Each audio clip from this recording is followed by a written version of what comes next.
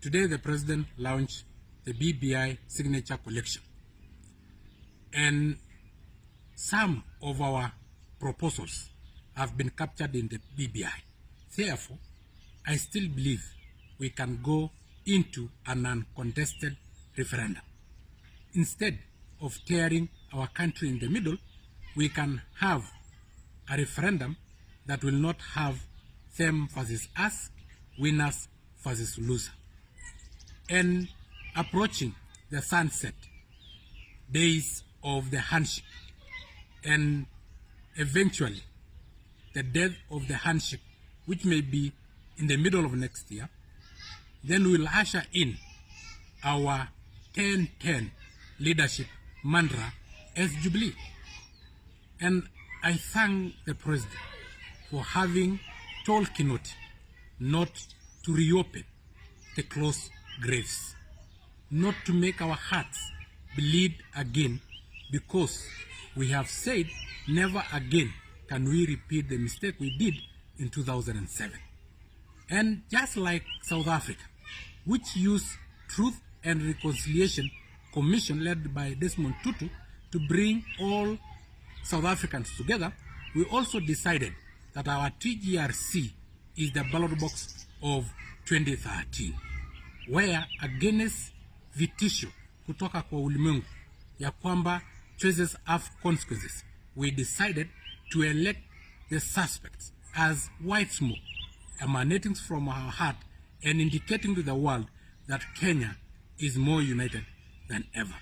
In South Africa, they decided that the perennial oppressors, that is the white, and the perennial oppressed, that is the black, should come together.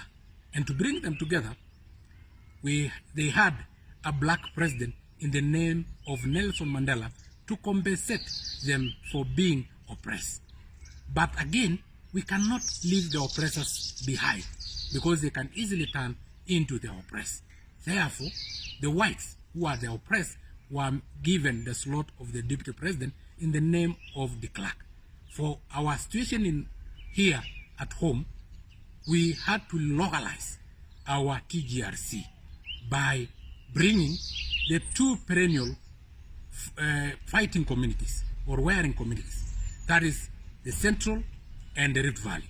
We decided that the oppressed, which were people from the Central, become the president.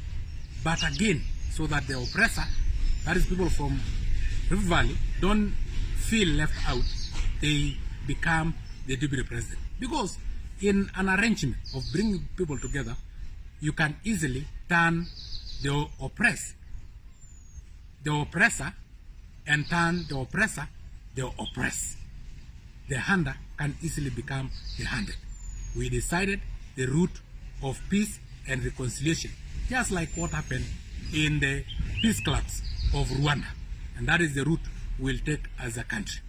Be prepared now that we are starting a new dawn for a start of everything, including term limits of all the governors, and probably even a new term limit for the president, which will then mean that we will have in the ballot box of 2022 two presidential candidates, William Ruto and Uhuru.